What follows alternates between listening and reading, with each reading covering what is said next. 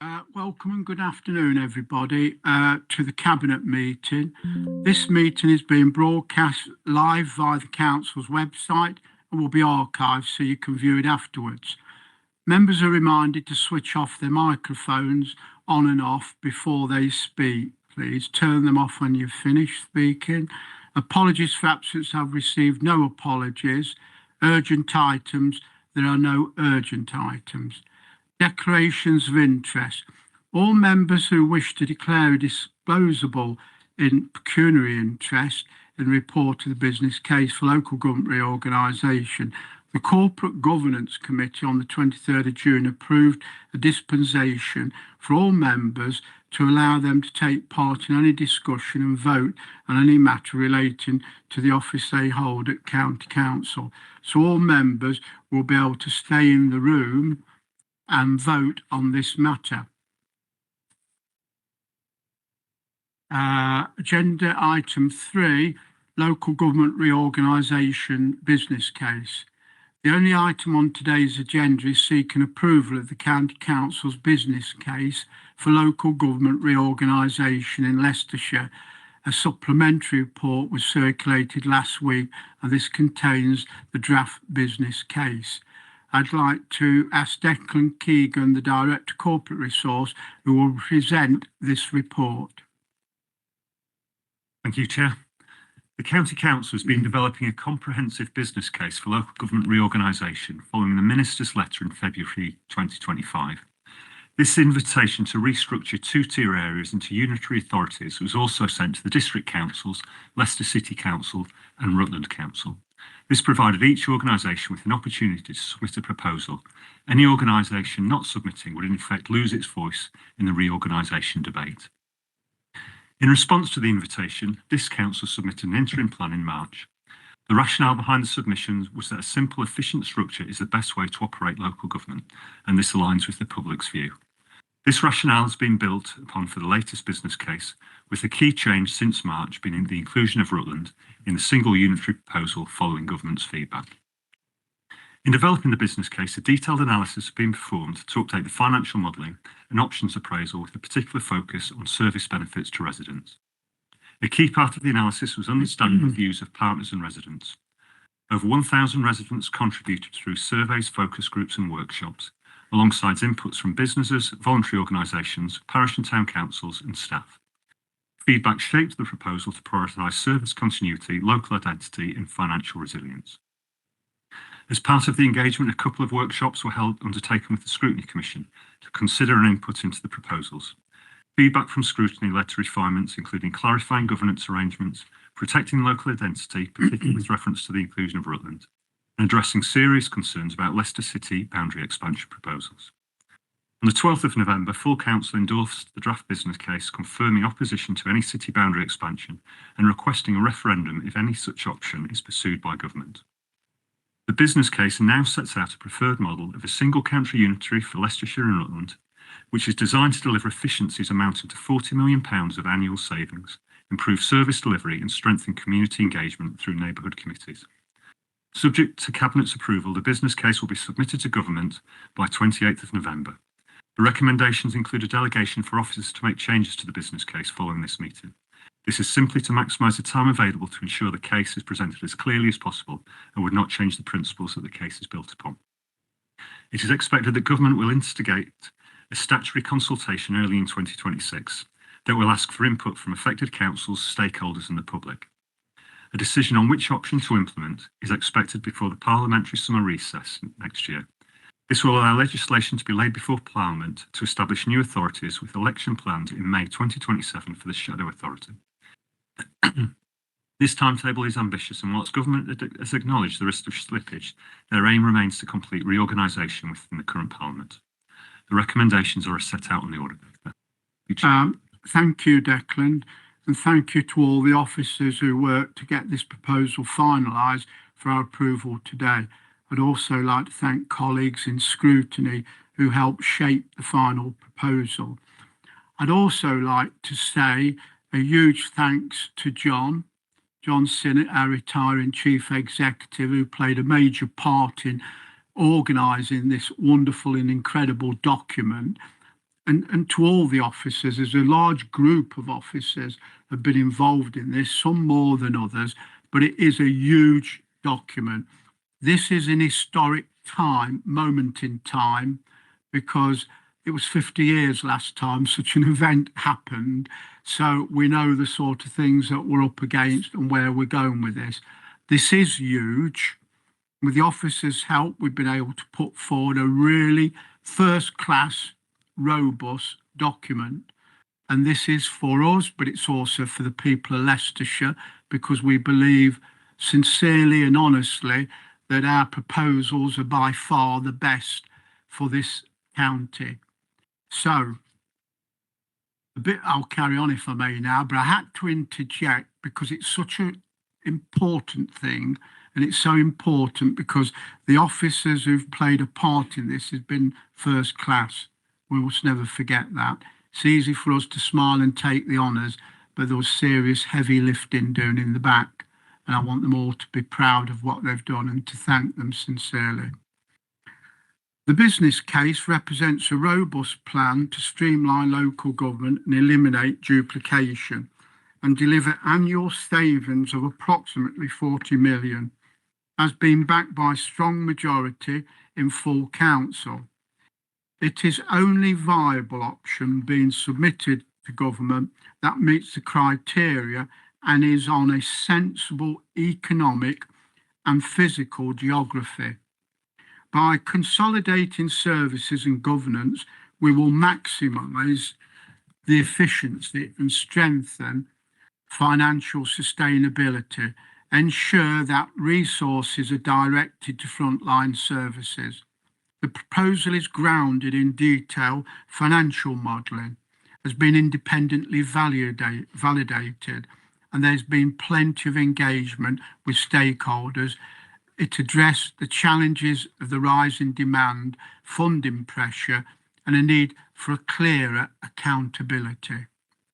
Importantly, it sets out practical roadmap for implementation, risk management, and community engagement. Our objective is to create a modern, resilient council structure that supports economic growth, empowers local decision making, and preserves the unique identity of our communities. I believe this business case will deliver for the residents and communities of Leicestershire and Rutland, and I move the motion on the order paper. Thank you. Mr. Crook to second the motion. Thank you, Leader. I will be supporting the recommendation to approve this business case and submit it to the government. So I'm delighted to second the motion on the order paper. This proposal isn't something we've rushed or cobbled together at the last minute. We have followed a thorough, open and transparent process since the government set out its proposals to end the current two-tier system. We invited all 9 councils from the outset, the 7 districts, the city and Rutland, to join us in co-designing a solution that would maximise savings, protect vital services and respect historic boundaries. The offer of joint financial modelling, engagement and data sharing was made, unfortunately, to no avail. We have shown strategic leadership, listened to businesses, the community and stakeholders in formulating a model that will be fit for purpose and what will be a new council fit for the next 50 years and beyond. What we have in front of us today is the product of an open approach. We have the opportunity to build on the best of the county and district services. For example, keeping frontline county-wide services together, particularly children's and adult social care. The chance to improve service delivery, such as a single waste and collection authority, whilst utilising district councils' expertise in their role as local planning authorities, in the design of the new constituency area planning committees and council tax collection.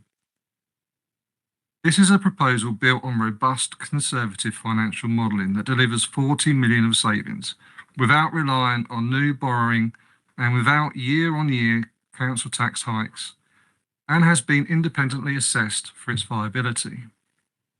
A proposal that finally gives Leicestershire and Rutland a loud single voice in devolution talks and bids to the government, the voice we have been denied for far too long. And a proposal that respects the clear message from residents: keep our historic county together and do not carve it up or hand chunks of it to the city. Leader, this is the credible, deliverable, resident-focused option that actually meets the government's criteria for a new unitary authority delivering services on the Leicestershire and Rutland footprint and geography. I am proud to have played a small part in developing it. I'm proud of the professional way our officers have conducted themselves throughout, and I will be voting to approve it and send it to government with my wholehearted support. Thank you. Could I call on Councillor Fowler, please? Thank you, Chairman. I'm pleased to support the motion on the order paper, and I'd like to echo the thanks to the officers. It's been a long slog of hard work over the last couple of months in developing this business case, and I really think that we've got something credible and sustainable for the future. Our proposal to government is the only one to have been independently verified by PwC, and as such I have complete confidence that our bid is the only option that has any long-term sustainability. Numbers don't lie. This is a non-partisan organisation that's backing us. None of the other options submitted can say anywhere near the same. North City South, that relies on £100 million of new borrowing and maximum increases in both council tax and significant rises to service costs. That's not a plan for success. It's residents footing the bill. Creating a single unitary council for Leicestershire and Rutland is the right choice for our communities and critically keeps our historic counties together. This proposal will save over £40 million of compounded savings each year, reducing duplication, cutting back office costs and streamlining leadership. It also keeps county-wide services intact. Why go for another option which provides worse outcome for residents and costs them more money? These savings strengthen our financial stability. Councils everywhere are facing rising costs and growing demand, and without bold action, vital services could be at risk. By simplifying structures and maximising economies of scale, we create a council that is resilient, efficient, and ready for the future. A future council for residents, businesses, and communities of Leicestershire and Rutland. Thank you. Thank you, Councillor Fowler. Anybody else? Yes, Councillor Pugsley. Thank you, Leader. I'm also pleased to support the motion on the order paper today. The local government reorganisation submission presents a rather valuable opportunity to support both children and families more effectively. By leveraging the economies of scale, the department can ensure that the outstanding service delivery will continue for both Leicestershire and Rutland. Children and Family Services currently operates a centrally led and locally delivered model for all aspects of education, inclusion, additional needs and children's social care, along with things such as early targeted help. And this approach allows the department to allocate resources optimally to support children and young people. And this capability will remain unchanged with the proposed reorganisation, but will also expand to include Rutland families as well. Additionally, our department's excellent working relationship with health colleagues will only be strengthened by this proposal, as both the Integrated Care Board and Leicestershire Partnership Trust cover Leicester City, Leicestershire and Rutland. Including Rutland within Leicestershire's footprint will provide greater access to placement options such as children's homes and schools, particularly benefiting families living near the border.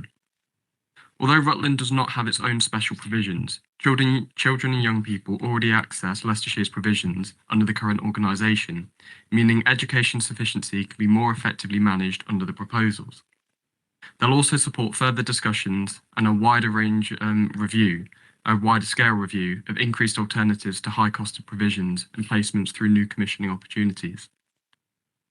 All areas of the Children and Families Department have continued to operate effectively despite changing demand and are highly responsive to changing patterns of identified need, ensuring more children, young people and families can benefit from the outstanding services Leicestershire provides under the new arrangements. Thank you. Thank you. Anybody else wish to speak? Yes, please, Mr. Abbott. Thank you, Mr. Chairman. As leader for adult social care, it gives me great pleasure to support the motion on the order paper today. Key benefits include a simpler, more accessible services. Residents interact with one council, creating a single point of contact for social care, housing and related services. This reduces confusion and improves access to support. It also promotes integration of housing, public health and leisure services with social care, supporting prevention and well-being. Consolidation within a single unitary council reduces administrative costs and duplication. For example, two unitary authorities would duplicate management structures and back office functions as well. Economies of scale in procurement and commissioning lead to better value for care contracts through the price and volume efficiencies. A single unitary authority can align long-term investment in accommodation-based care and community services, support place-based planning and tailoring local solutions. A single unitary structure enables consistent policies and service standards across the Leicestershire and Rutland. Streamlined governance frees resources for frontline services and preventive measures, encouraging community-based focus across care. The whole plays in collaboration with local authority services such as the NHS and the police. Clear accountability for adult social care performance under one authority. Supports financial sustainability with the ability to balance out peaks and troughs according to demand. Commission services across the whole of the area and manage workforce pressures better. Thank you, Mr. Chairman. Yes, Mr. Akiki. Thank you, Chair. As lead member for Trading Standards in Cabinet, it gives me great pleasure to support the motion on the order paper. I just hope I'm not going to give away any secrets in delivering this. The Leicestershire Trading Standards Service plays a vital role in our community, safeguarding customers from the dangers posed by unfair or unsafe business practices and ensuring that businesses adhere to our consumer law. Their responsibilities are far-reaching, covering crucial areas such as product safety, fair trading, weights and measures, intellectual property, scams, doorstep crime and rogue trading, ill tobacco and alcohol, underage sales and animal health and welfare. It's very, very broad. Recent findings by the consumer body which have highlighted a concerning issue. Trading standards services across the county are fragmented, with smaller authorities lacking the specialised staff required to enforce over 250 pieces of legislation. Here in Leicestershire, we are fortunate to have a resolute, high-performing trading standards team. Their effectiveness is evident in the latest media reports of successful prosecutions, which demonstrate their commitment to protecting both public and legitimate businesses. It is important to recognise what could be lost if enforcement became fragmented across the county. We would risk the dissolution of specialised teams, the creation of two trading standards services governed independently, and the possibility of differing priorities emerge. By proposing a new single unitary authority for Leicestershire and Rutland, we will enable trading standards, environmental health and licensing to collaborate seamlessly for the benefit of all residents and businesses.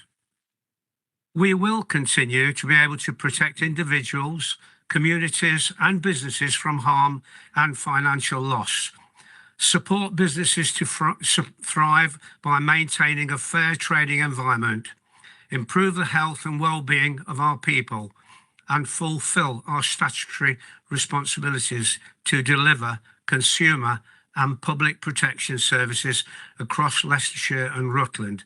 I am absolutely passionate about protecting our residents. Thank you, Chair. Thank you, Mr. Akiki. Mr. Squires, please. Thank you, Mr. Chairman.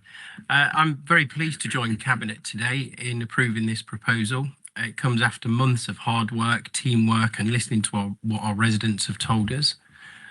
Initially, the administration tried to limit the damage through negotiation. We felt that without this, the government might simply award a city expansion. However, Council made it very clear that it didn't support a negotiated approach. So Cabinet has listened to that and taken it on board. We've not had long to create a new proposal, but we've used the time well. We've based it on what the public has said, what Council has said, and what individual councillors have said.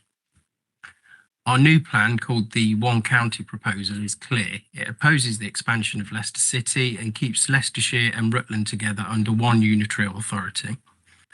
This protects our services, prevents them from being split up, and gives us the best financial outcome. Most importantly, it protects the services that our most vulnerable residents depend on. We know that no proposal will please everybody. We've looked carefully at the risks and benefits of other options, including the district model, and the financial modelling has been independently verified, and it supports the one county approach. As for public health, Leicestershire County Council currently manages a circa £30 million budget and provides joined up public health across Leicestershire and Rutland. Leicestershire and Rutland have a long history of shared public health services, and this proposal strengthens these by forming one organisation for Leicestershire and Rutland, one budget heading in the same direction. So I'm more than happy to approve this proposal. I'd like to thank the officers for their help in preparing the document. Thank you. Right. I think that's all our speakers today. So the next one is simple. Do you all agree? Could you put your hands up and show to that motion? Thank you all very much indeed.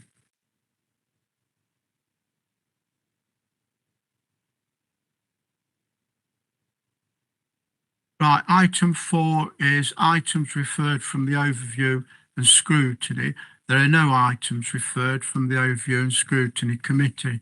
Urgent items, number 5, there are no urgent items.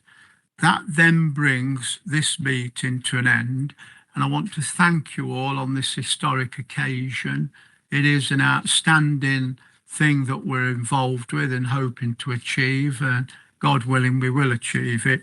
And finally, I'd just like to thank John once more for his incredible support to me as leader, going through all of this. It's been a tough journey, but now it's down to the postman to deliver it. Thank you all very much indeed.